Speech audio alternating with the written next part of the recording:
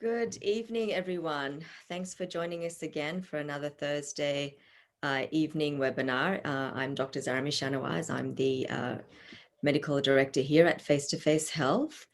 We also have Miss Stacey Cleveland, who is our panelist for the night. Hi, Stacey. Hey. Hi, good evening. So for those of you who are not familiar with Face-to-Face Health, we are the first digital holistic healthcare platform for children and their families. And what that means is that we provide easy and convenient access to a whole host of providers across lots of different specialties, ranging from pediatricians and nurses all the way through to mind-body practitioners and teachers and tutors and dietitians such as Stacey. Part of our mission is to improve health literacy. Health literacy goes hand in hand with improved outcomes. And so part of that, our commitment to health literacy are these webinars that we run mostly every week, where we feature one of our amazing providers who are available on our platform to consult with clients and their families as well. So, of course, tonight we're going to be delving into maternal health and pregnancy. And to help me discuss that tonight is Miss Stacey Cleveland. Stacey is a registered dietitian who's based in Ohio with over a decade's worth of experience working in both outpatient and hospital settings, providing diabetic care for cancer patients, both pre and post-treatment, inpatient nutritional care, and programs for chronic disease and surgical patients. She has extensive experience working with a diverse population of diabetics and women with gestational diabetes in formulating meal plans and modifications, as well as providing psychoeducation. That's quite a mouthful, Stacey. Yes, it is.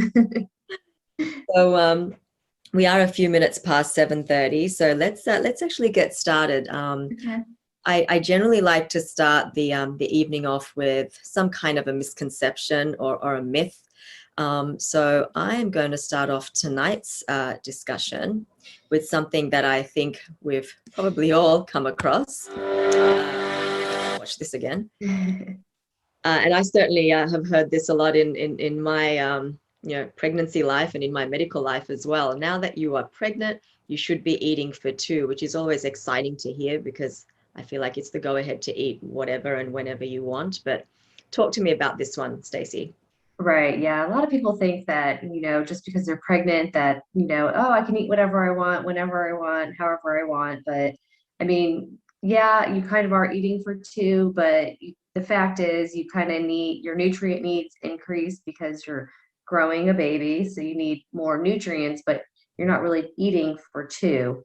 And your energy requirements only increase about like 300 calories per day during your second and third trimester. So really, that's not really eating for two per se. So I think you're bursting some bubbles there, Stacey.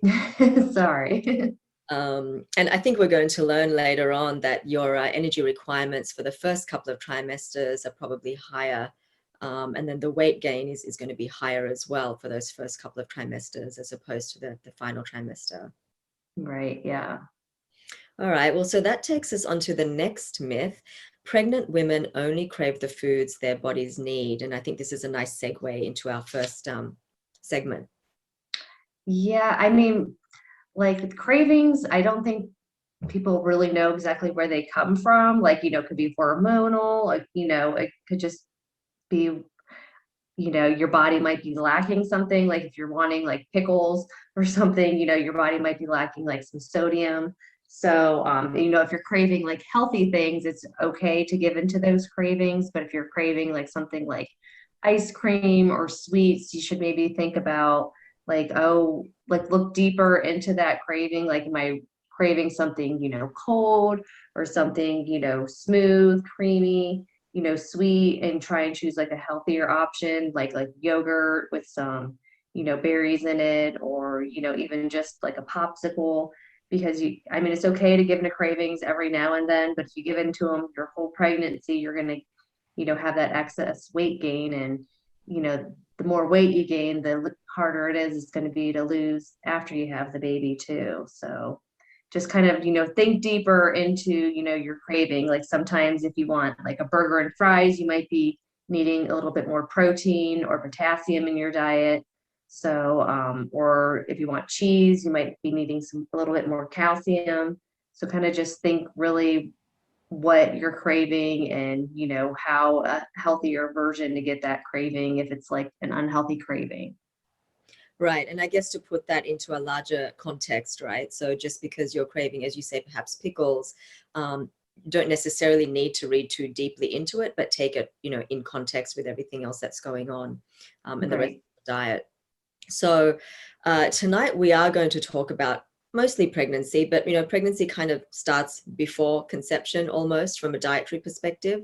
So can we actually talk a little bit about prenatal requirements, and then we can kind of move on to this slide, which is our during pregnancy requirements. Right. Yeah. So, I mean, if you're thinking about getting pregnant, it might be a good idea to, quit smoking, quit, drinking alcohol, start taking a prenatal vitamin, or even just take a multivitamin if you can't get a prenatal vitamin. You want to take like maybe a folic acid supplement, which is about like 400 to 800 micrograms a day. But a lot of foods are fortified with the folic acid. And if you are losing weight, it's recommended that, you stop, whatever diet you're on, and focus more on, your baby and your pregnancy than trying to lose weight. Those are pretty much some of the main things. Right. And I think the one that really stands out is the folic acid. I think that's a really simple measure that we can take. But, the reason that we take folic acid is to, of course, prevent nuchal translucency issues. So with the knuckle tube. And it's such an easy fix almost. So I think that's something that both doctors, nurses, dietitians always highlight in the prenatal period. So this brings us to the recommended guidelines for the pregnant period. Can you take us through that, please? Yeah, so really, like protein's really important during your pregnancy because you don't want to get anemia where you're like, your blood volume's low. Um, because a lot of like pregnant women don't, some of them, have a food aversion to meats, or so, if you're a vegetarian, you can get protein in other sources, like cheese, yogurt, beans. But protein's important because of muscle building and you just need those nutrients for your baby. And then fruit and vegetables, you need about like 3 to 4 servings of those. But even if you're not pregnant, those are important to have too, just for the nutrient aspect for you and the baby. And calcium is really important. It's a little bit higher than when you're not pregnant, just because your body is changing and you need that extra calcium to help, your bones, because, your hips kind of start to separate when you're pregnant too. So you just need all that just, for your bone growth that you're getting and like all the changes that your body are going through. And then iron's important too. Some women, iron and protein kind of go hand in hand because, with anemia, but if you do have to take like an iron supplement, it's really important to drink a lot of water with that because of it can cause constipation. So if you can get iron, it's mostly like in meat products. So if you're getting enough protein, then you're probably going to get enough iron too. And then folic acid, we kind of touched on that with the prenatal. That's, a lot of it is in like your breads and your cereals. It's already fortified. And if you do take a prenatal, you should be able to get all of that folic acid in your prenatal. And then vitamin A and C, those are just important for the development of the baby and for you because, but if you're getting your fruits and vegetables, you should be getting enough vitamin A and vitamin C. But if you're not, you could always have like some orange juice or, a banana or oranges or something that's going to be high in those vitamins as well. Okay. Stacey, I'm just going to kind of go back a little bit and ask you to perhaps give us some examples of what, say 75 to 100 grams of protein might look like, if we were to introduce that to our diet, what 3 to 4 servings of fruits and vegetables look like, and what you would kind of recommend, if we could kind of So go through. about a serving of protein would be like an egg pretty much has like 7 grams in it. So you could think of it as that way, as like an egg, 7 grams, or a cup of milk has 12 grams. Um, and when like you go to a restaurant and you get like a 6-ounce steak, so that would be like 6 grams there, or I'm sorry, not 6 grams, but like 42 grams there. So or if you do a burger, that's going to be about like 40 some grams of protein as well. I mean, it is hard to get that much protein if you're not a big meat eater, but even like cheese has some protein in it that you could do. It doesn't have much. It has maybe like, 7 grams. But for yogurt, it's always a good choice too, because it has about 12 grams too. So there's always little ways to get protein in your diet. Nuts is another good example too. If you like nuts, those have about 7 grams as well, 7 to 8 grams. And then with the fruit and vegetables, like like an apple would be a serving, or a banana, like a cup of like salad, like an iceberg, or a salad mix, like a cup of salad would be a serving, or like a half a cup of cooked vegetables would be a serving. So fruit and vegetables aren't really, it shouldn't be that hard to get, especially if you mix them out throughout the day. Or if you do like baby carrots, if you like those, about like 12 to 24, depending on the sizes of those, are a serving. And then what else did you want for the calcium? Or I think yeah, let's talk about calcium actually, and again, that can be kind of, I guess, as a tablet form, and of course in your diet as well. I mean, 1200 is pretty good number there. right, yeah. So most, like a cup of milk is going to have some calcium in it. It'll probably be about, like, if you had 3 cups of milk, that would be your calcium for the day. And Right. again, a lot of the prenatal vitamins will have calcium in it. It will not be, I don't think most of them are not 100% of the calcium that you need for the day. So, you can always get it in like cheese, milk, yogurt are going to be like your best forms for getting calcium. Or you can always take a calcium supplement too. Most of those have like 600 milligrams in just like one of the little Yeah. pills that you can always try to for those. Another good source of calcium, which I think a lot of people don't think about, is, like the canned fish, the Right. small fish that you can have, the actual bones that are kind of soft and chewy, and that's actually an excellent source of calcium as well, if you can handle the small fish. Right. Iron, we've already kind of discussed, but one thing I did want to point out is that, as you mentioned, iron in its pure form is extremely constipating. Right. And, one of the other ways in which you can take iron is to actually have it as an iron vitamin C combination. And of course, the vitamin C enhances the absorption of iron in the gut, which, helps with that constipation as well. So just wanted to mention that. And then I think we covered vitamin A and C. Folic acid, where can you get that in your diet if you're kind of, some of these multivites are like horse pills. I mean, I remember Right. almost Yeah, because like a my lot of your dark leafy greens are going to have folic acid, beans, peas, berries, like your citrus fruits, and most, like I said, most cereals and breads, they're already fortified with it. So if you do eat those, you'll get it that way as well. It's just, important to have, like, it's pretty easy to get the folic acid that you need, during pregnancy, just because, back mm, or, things were fortified is when, we had all the problems with neural tube defects, and yeah, that's when they started fortifying, everything. So we didn't have that problem as much now, but yeah. So, most of those, like your vegetables, your dark greens, and your fortified cereals and breads, you should be able to get enough folic acid in those. right. And then let's talk a little bit about hydration. Can you speak to that? It's Yeah, so it's really important, when during your pregnancy to drink, just to prevent like dehydration and constipation, especially, if it's summertime, you obviously want to drink more. And it's recommended to drink like anywhere from like 8 to 12 glasses a day of water during your pregnancy.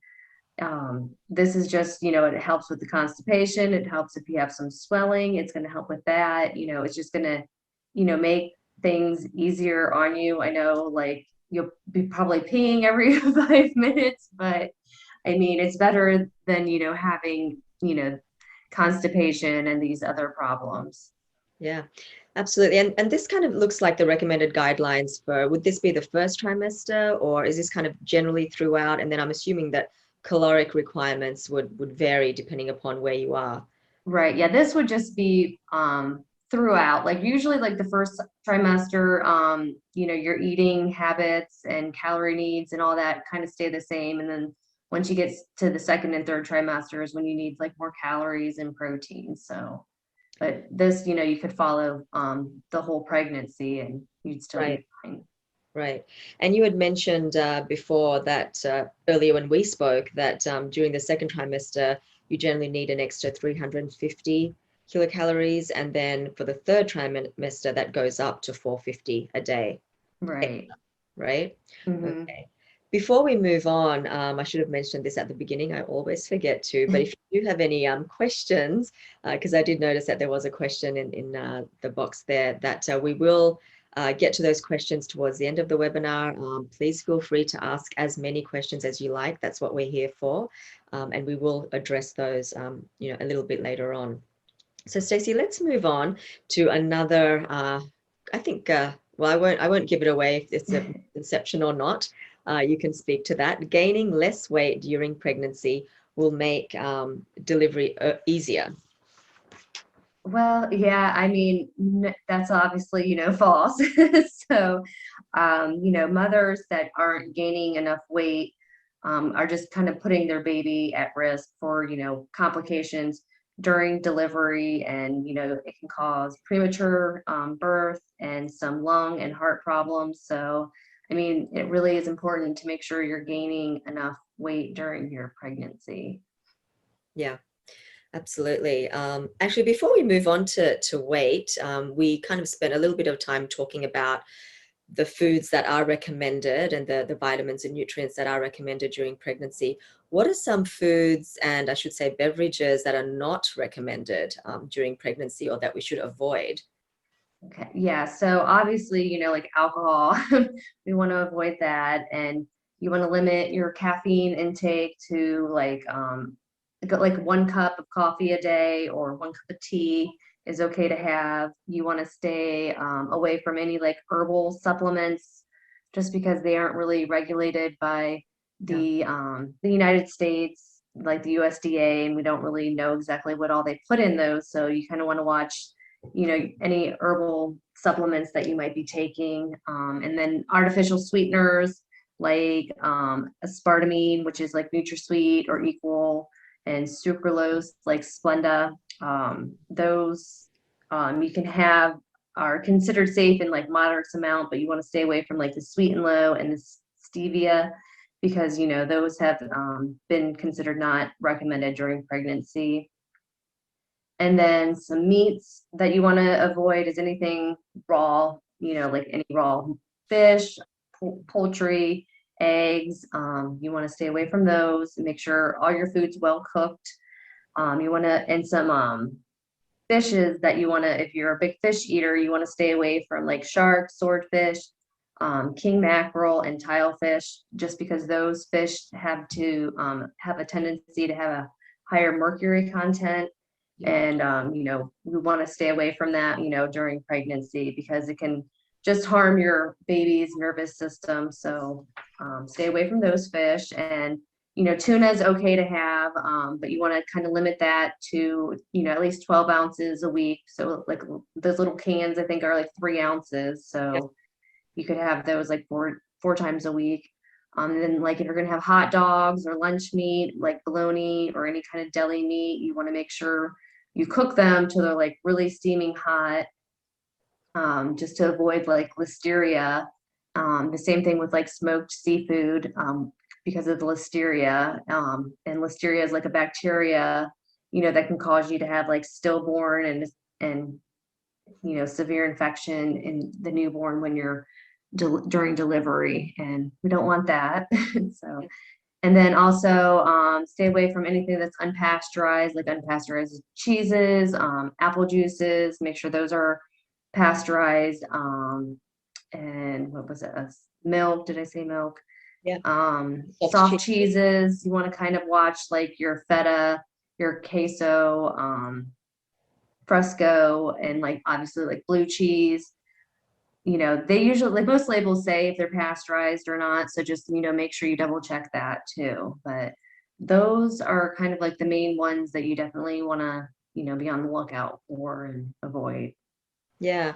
And I just kind of want to add in here because I think there is a lot of anxiety around what not to eat when you're pregnant. Sometimes I think there's also shaming about what not to eat when you're pregnant. And, I just kind of want to, I guess, put in a little caveat that it's okay if you have this every now and then by mistake or whatever it may be. There are circumstances where it was unavoidable, but at this point, what we're talking about is kind of consistent exposure to these foods as well. And the reason I say that is because, and I'm just going to put in a personal anecdote here, but I remember I was on holiday, unknowingly pregnant with my twins, sipping mojitos on the beach, and came back to New York and realized that I was pregnant. So just kind of a way of, I guess, decreasing a little bit of that anxiety, because I do know that a lot of new mums feel very anxious about. Right. Yeah. I think a lot of us can relate to that because you just don't know sometimes. And I think even there are studies out there now that saying that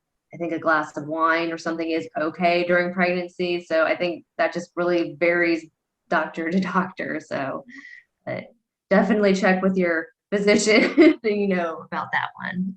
Yeah, absolutely. Okay, so that's really helpful. And I'm really looking forward to the next segment actually of our talk, because I do think that this is something that is so helpful and is not necessarily discussed, which is all about weight gain during pregnancy, kind of what's realistic, what's deemed to be normal, what should we be looking out for. So we have this great table here that takes us through kind of, pre and post. So tell us about this table.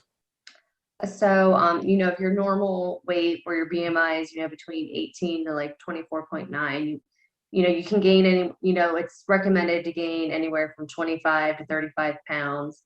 If you're overweight, where your BMI is 25 to 29.9, they want you to gain anywhere from 15 to 25. And then if you're considered obese, where your BMI is greater than 30, they like your weight gain to be about 11 to 20 pounds. So they kind of really, monitor that during your pregnancy. Yeah, absolutely. And, I think the next question that we're going to answer is, well, where does this weight actually go? How is it distributed? Again, just, in general, you hear so many women kind of complain about their weight gain. Oh my gosh, I'm so fat. I can't handle all this weight while I'm pregnant. But I think many of us don't realize that it's not all fat. Right. Right? If you gain the right amount of weight during pregnancy, none of it will be fat gain. So let's talk about that. So yeah, here you can I just like this visual because it tells you kind of where it goes, because it doesn't all just go to your baby. I mean, you do gain a lot of it just in fluid. As you can see, just fluid alone is like, 3 to 4 pounds, and the amniotic fluid that your baby is in is like 2 to 3 pounds, and then your uterus, it expands. So obviously if it's expanding, then it's gonna gain weight as well. Yeah, just You're fine. You're fine. go back. And then obviously, like your breasts, they get bigger too because they get fuller and rounder, especially at the beginning of your pregnancy.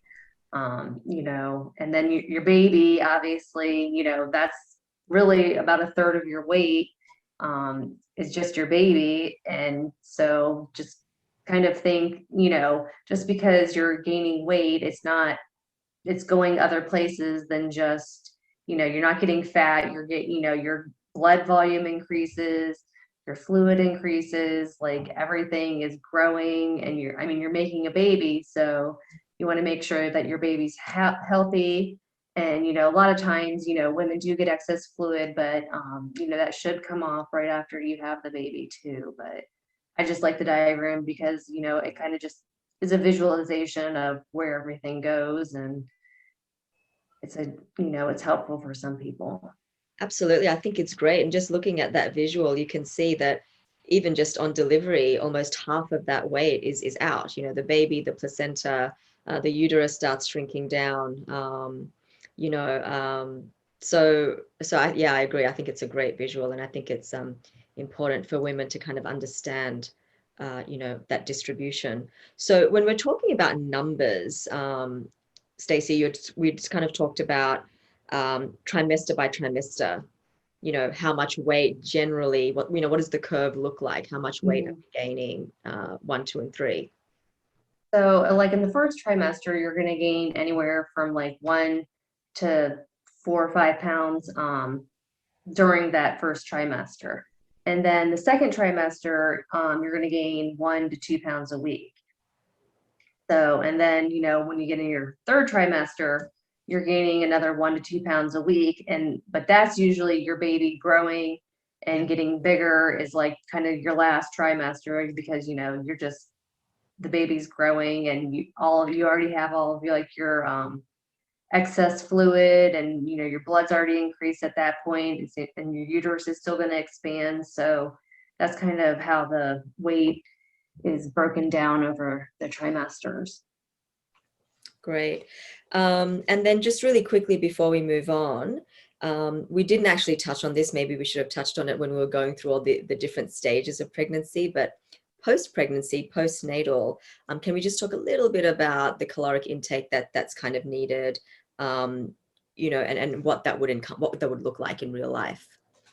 So, I mean, if you're breastfeeding, you're going to need an additional like 250 calories, which kind of equates to, if you have like an apple with like a tablespoon of peanut butter and a cup of milk, that would be like 250 calories. Or you could do like a third of a cup of hummus with a little bit of pita bread, that would be 250. Or you could do a fourth of a cup of nuts with some fruit and vegetables, that would be 250. Or some like yogurt with fruit, that would be like about 250 too. So it's not like free calories, but I mean, you just want to make sure you're eating enough to, if you are breastfeeding. And then once again, with the breastfeeding, hydration is so very important. Right, definitely, to keep up that milk supply. Yeah. So I'm actually going to stop the slide share for now, because let's take a little break. We do have a couple of questions that have come in. Let's answer those questions, and then I think we can kind of move on, because the next part we want to talk about is a couple of very special situations which some women may find themselves in. So Stacey, this is possibly for me. We will be able to get slides in PDF. You will, all registrants and attendants will actually receive a video recording of the webinar, and I think I can probably manage sending you some slides as well. We would have these visuals in our resources section too on our website, and I can point all of that out to you at the end. One question that we have here is, do you believe it is important to take folic acid in the form of folate for better use in the body? Like before you get pregnant, or just during, or?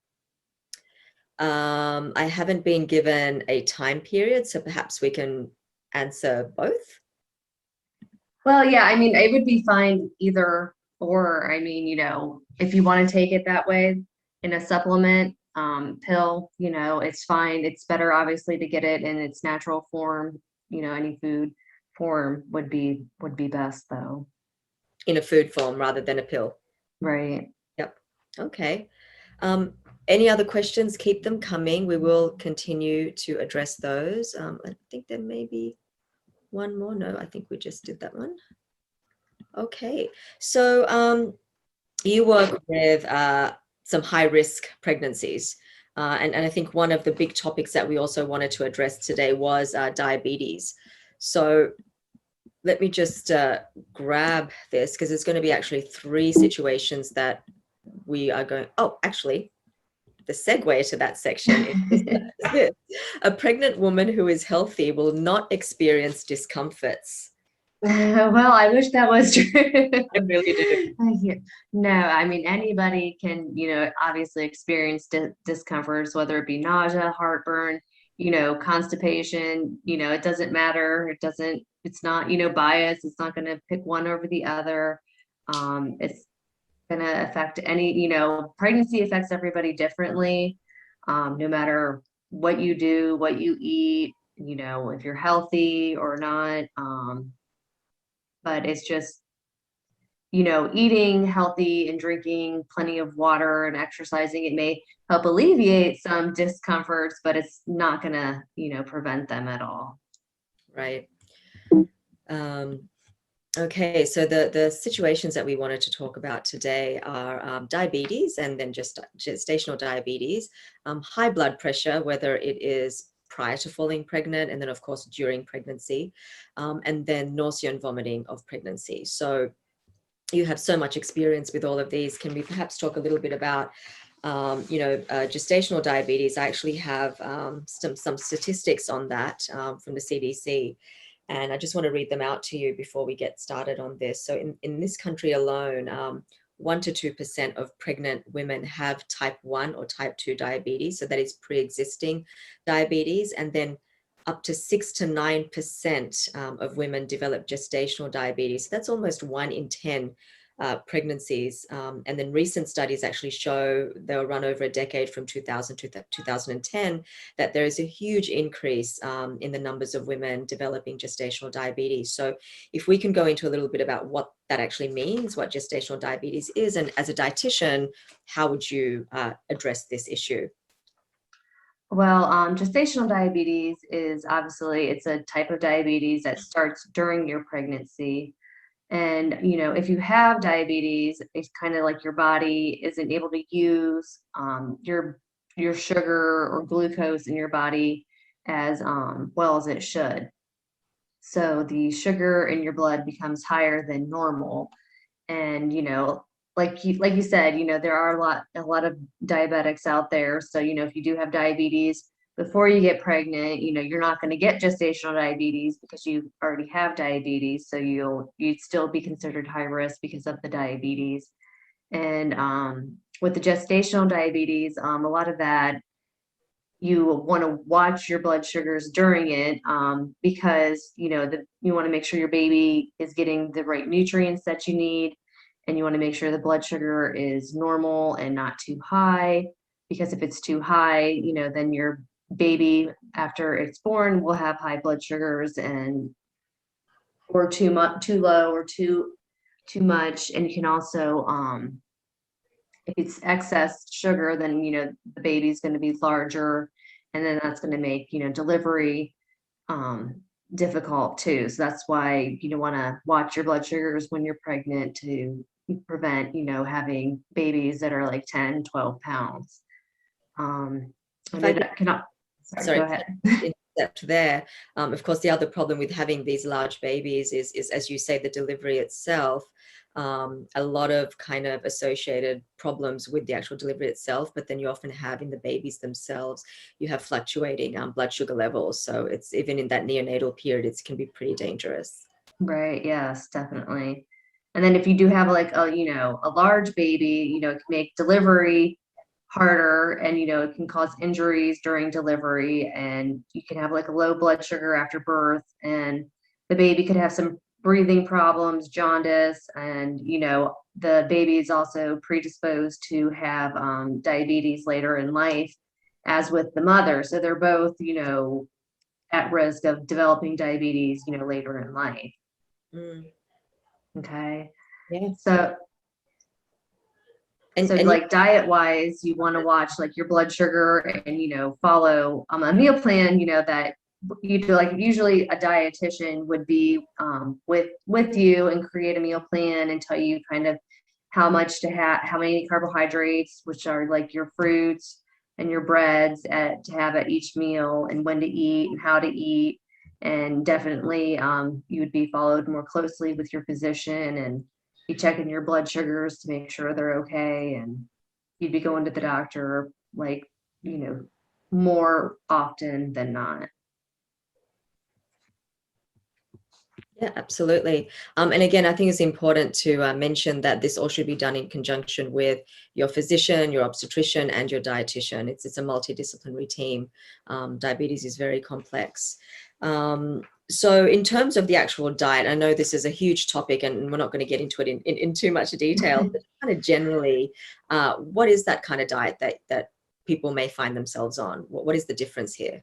Well, the main thing with if you have gestational diabetes, I mean, is watching like your blood sugar and kind of watching your portion sizes of your carbohydrates. So, gestational diabetic women, we recommend that you don't have fruit in the morning just because it, for some reason, makes your blood sugars, increase during the morning. But you can still have fruit. We just want you to have it, for like lunchtime or in the afternoon. It's just, mainly eating every 3 to 4 hours to make sure, your blood sugars are stable, and, eating like lean meats and choosing healthier options, like just, like your whole wheat bread and brown rice, and watching the portions of those are the main things during the gestational diabetes. Like, we don't want you eating a bunch of like, burger and fries and ice cream and chips. So, those would definitely make your blood sugars go really high. So try and, watch those too. So those would be the main things that you would want to definitely have to look out for if you do have gestational diabetes. Got it. Okay. Stacey, let's move along to hypertension. So hypertension, or like also preeclampsia, is kind of just like pregnancy induced hypertension, is like just where your blood pressure is high because of your pregnancy. There's not like a ton of changes like to your diet that you have to worry about. It you do have to watch like your sodium intake, but most people, it's like from 2,000 milligrams to 3,000 milligrams, or 2 to 3 grams per day, which would be like, I'm trying to think, like if you have a frozen meal, you're going to get all your sodium there, but obviously you probably hopefully wouldn't be doing that. But you want to increase like your vegetable consumption just to help with the hypertension. Exercise more, that's where, water, make sure you're drinking enough too. But those are, the main things. You're followed more closely kind of with your doctor, just to make sure your blood pressure isn't too high. And this really should go away after you have the baby. So that's why sometimes, you have to go on bed rest with this, or, you have early delivery because of it. So it's just important to really follow along with your doctor with that one. Absolutely. And then, of course, last but not least, nausea and vomiting of pregnancy. Again, the most recent statistics show that, over 50% of women experience some kind of, what we call NVP, which is really morning sickness. What are your kind of tips and tools of the trade to deal with that one? Yeah, that one kind of, I mean, it varies, obviously person to person, but, doing like small meals throughout the day, eating slowly, doing your liquids in between your meals, not with your meals, just doing like bland foods, keep some food like next to you if you're like laying on the couch, or if you're in bed. You just kind of want to try and keep something in your stomach, and you want to prevent your stomach from getting like too empty, because that's going to cause the nausea, sorry. And try and stay away from like spicy foods, greasy foods. Sometimes carbonated drinks, like drinking through a straw, can cause you to have excess like nausea and vomiting.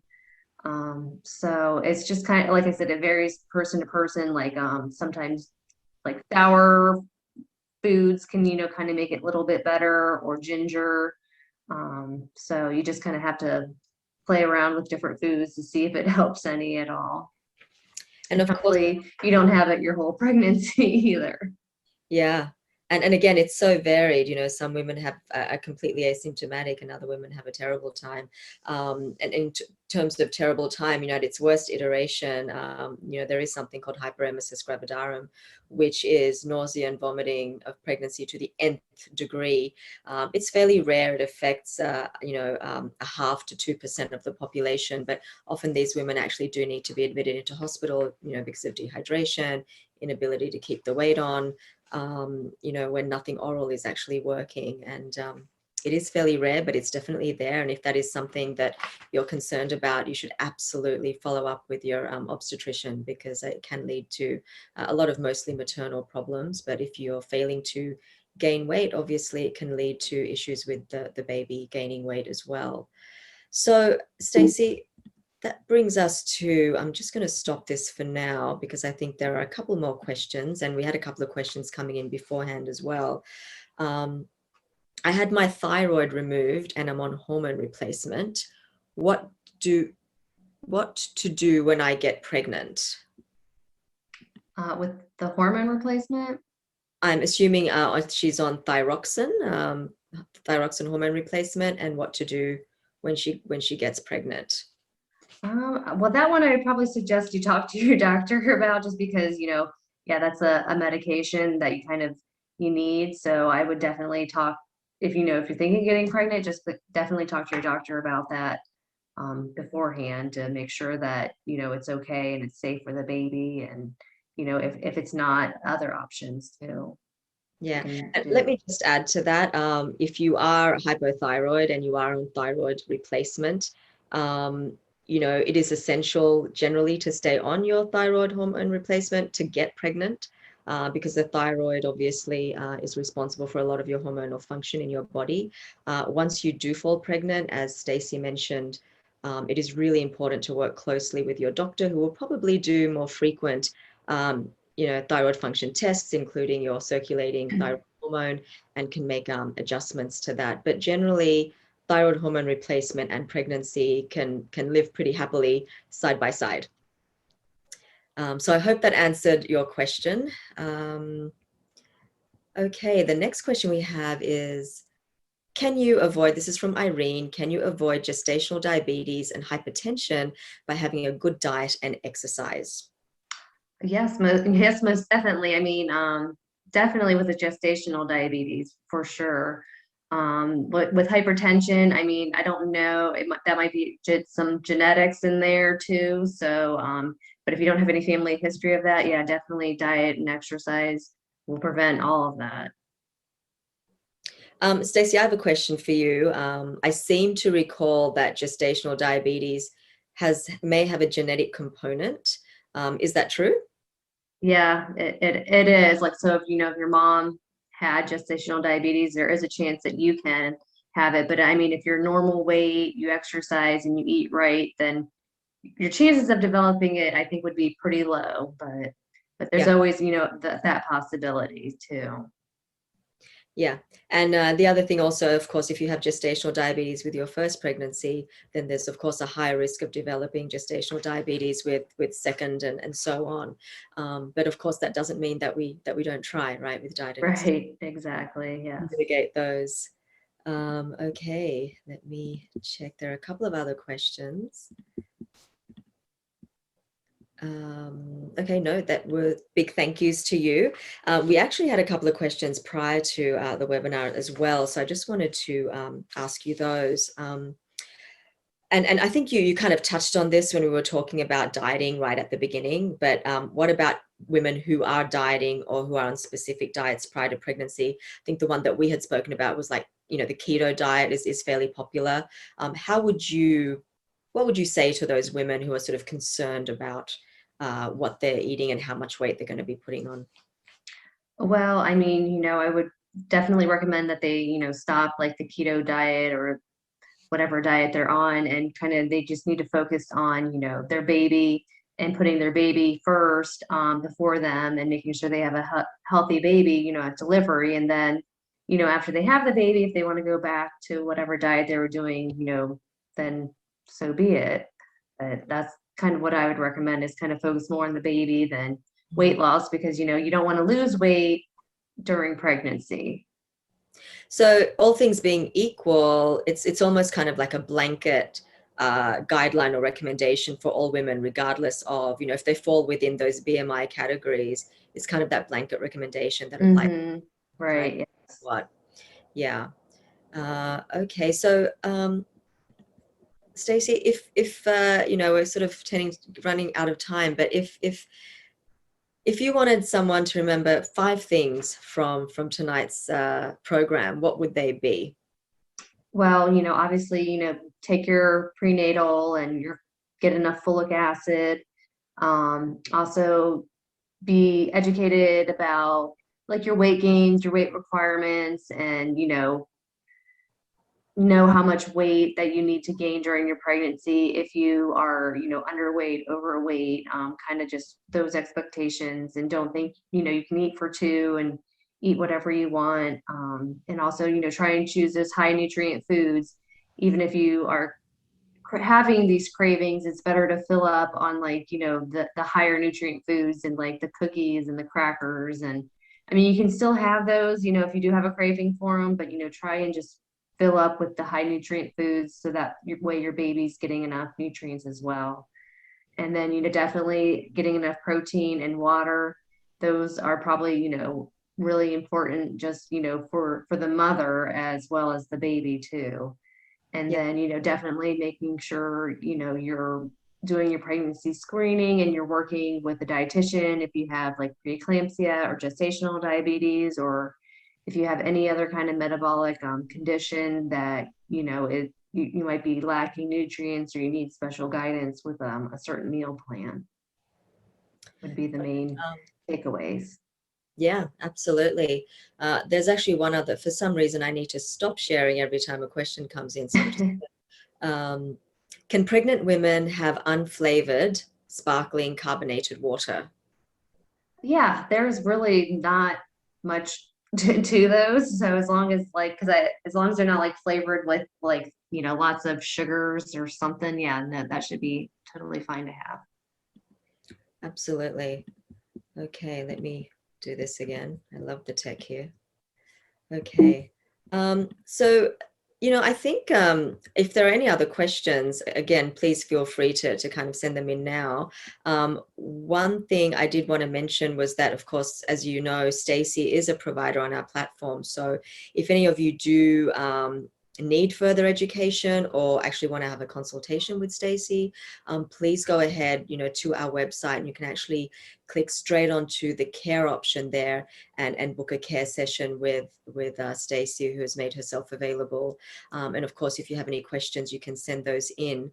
If any of you joined tonight's program, perhaps just by clicking on somebody else's link, and you think we may not have your email or your contact details, if you could please put them in the chat box now, because I will use those emails to send you out, as I mentioned, a recording of the video. And if you're interested in some of the visuals as PDFs, I can send that to you as well.